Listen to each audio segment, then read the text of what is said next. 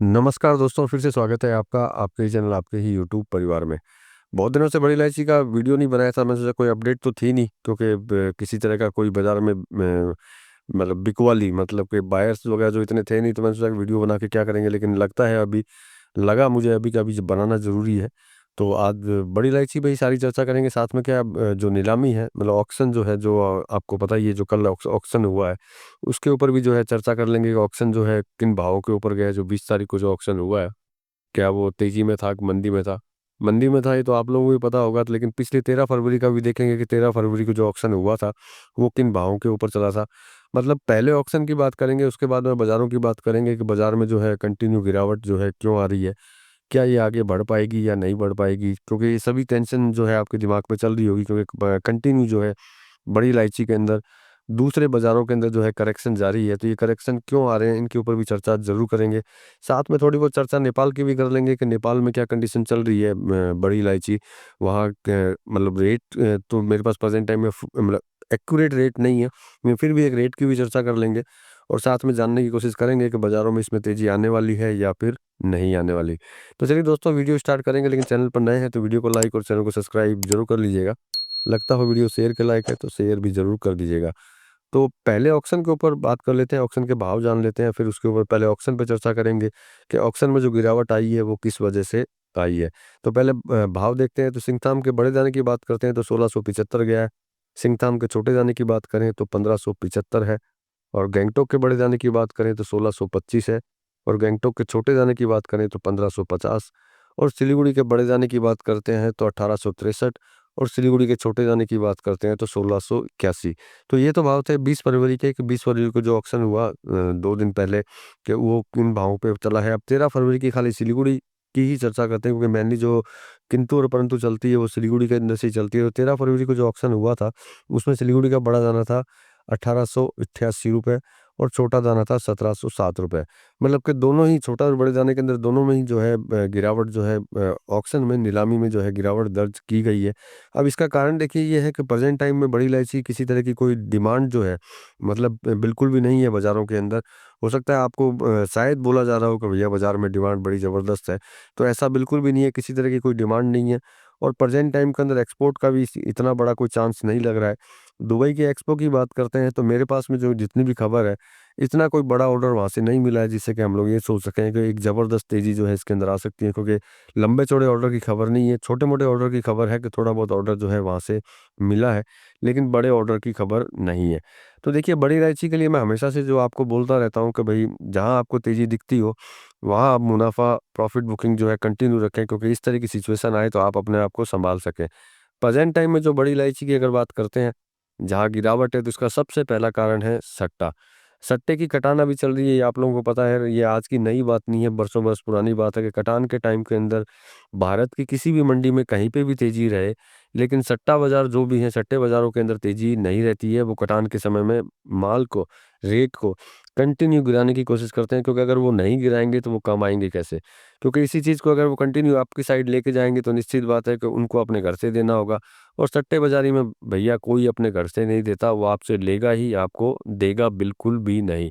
जिनको ये लगता हो कि हाँ, भाई सट्टा बाज़ार हमको देता है, तो भैया उसका तो भगवान भला करे अगर उसको देता है, लेकिन मुझे नहीं लगता है कि सट्टा बाज़ार कभी देगा। पहला कारण तो यही है कि सट्टे बाज़ार के अंदर सट्टेबाज़ारी की वज़ह से जो है कंटिन्यू इसके अंदर गिरावट चल रही है। एक्चुअल में इतनी गिरावट नहीं है जितनी गिरावट जो है वो लेकर के आ रहे हैं। क्योंकि भैया तेज़ी में बेचेंगे, मंदी में भैया अपना कलेक्शन करेंगे तो 2 पैसा उनको अच्छी खासी, 2 पैसा क्या भैया, कितने पता नहीं कितने-कितने पैसे जो हैं कमा के घरों में डालेंगे। तो प्रेज़ेंट टाइम में सट्टेबाज़ारी की बात होगी। सेकंड बात होगी, जो मैंने बोला कि बाज़ार में जो है इतनी डिमांड नहीं है कि जिससे कि हम ये विचार कर सकें कि भैया बाज़ार में डिमांड चल रही है, तो इसमें तेज़ी आएगी। तो देखिए सबसे बड़ी चीज़ है, जब तक कमोडिटी सट्टे बाज़ार के अंदर चलती रहेगी तब तक जो है उसमें किसी तरह की कोई तेज़ी नहीं दिखाई देगी। अगर आपको तेज़ी दिखाई देगी तो वो आपके लिए बड़ी नुकसानदेह होगी, क्योंकि वो तेज़ी सिर्फ़ 1 घंटे, 2 घंटे या 1 दिन या 2 दिन या 4 दिन की होगी। क्योंकि उस तेज़ी के अंदर आप घुसेंगे और फिर आपको घुस कर के उसमें निकलने के समय के अंदर आपको जो है अच्छा खासा घाटा झेलना पड़ेगा। यही सट्टे बाज़ार का नियम भी है और उनका काम भी है कि भैया आपको तेज़ी दिखाना, फिर आपको माल बेचना और उसके बाद में फिर आपसे पैसा ऐंठना, ये बोल करके कि भैया इसमें तो गिरावट आ गई है। तो सट्टे बाज़ार में जो काम करते हैं उनके लिए तो ये बड़ा मतलब यूँ समझ लीजिए कि बड़ा ख़राब समय चल रहा होगा अभी, क्योंकि कंटिन्यू कटान के समय के अंदर जो है उनको अच्छा खासा जो है अमाउंट जो है पेड करना पड़ेगा। क्योंकि मुझे लगता नहीं कि सट्टे बाज़ारी के अंदर जो है इसमें बढ़त रहेगी। क्योंकि कारण है देखिए, मैंने जो अभी बोला कि सट्टे बाज़ारी में जो जब चलेगा तो रेट बढ़ना कोई मायने नहीं रखता और घटना भी जो है मायने नहीं रखता, और घटना मायने उनके लिए रखता है जो सट्टे का काम करते हैं। क्योंकि फिजिकल लेन-देन जब तक नहीं होता है, जो फिजिकल में माल खरीदना और बेचना जब तक नहीं चलता है, तब तक गिरावट जो है कंटिन्यू इसमें जारी रह सकती है। क्योंकि प्रेज़ेंट टाइम में जो बड़ी इलायची की अगर बात करते हैं तो पूरी की पूरी बड़ी इलायची जो है सट्टे वालों के हाथ में है। किसी भी फिजिकल वालों के हाथ में नहीं है, क्योंकि फिजिकल में इतनी कोई बिक्री दिखाई नहीं देती मेरे को। अगर आपको दिखाई देती है तो कमेंट्स करके बता दीजिएगा कि भैया आपके यहाँ फिजिकल मार्केट में ज़बरदस्त तेज़ी है या फिजिकल मार्केट में माल बिक रहा है। क्योंकि आजकल तर्क वाले ज़्यादा होते हैं, वो यही बोलेंगे सर आपको पता नहीं है फिजिकल में बहुत बिक रहा है। तो मेरे हिसाब से फिजिकल के अंदर किसी तरह का कोई मूवमेंट इसके अंदर दिखाई नहीं देता है। और इस महीने में भी मुझे नहीं लगता है कि इस महीने में भी कोई फिजिकल के अंदर जो है कोई ज़बरदस्त मूवमेंट अपने को दिखाई दे। क्योंकि दुबई एक आशा थी जिसके अंदर ये था कि ज़बरदस्त ऑर्डर अपने को मिलेंगे, तो ज़बरदस्त ऑर्डर नहीं मिले हैं। इसका भी कारण आप अच्छी तरह जानते होंगे, नहीं जानते तो थोड़ा-सा मैं बता देता हूँ। कोई भी कमोडिटी एक लिमिट से जब ऊपर ऊपर की तरफ बढ़ती है, तो खरीदार निश्चित बात है हमेशा कम रहते हैं। या फिर मैं खरीदूँगा भी तो भैया जहाँ 100 केजी खरीदना है वहाँ 10 केजी ही खरीदूँगा, इससे ज़्यादा नहीं खरीदूँगा, क्योंकि भैया इन्वेस्टमेंट बहुत बढ़ता है। इन्वेस्टमेंट बढ़ने की वजह से वो टुकड़ों में ही माल खरीदेगा, 10 केजी करके एक साथ में 100 केजी नहीं खरीदेगा।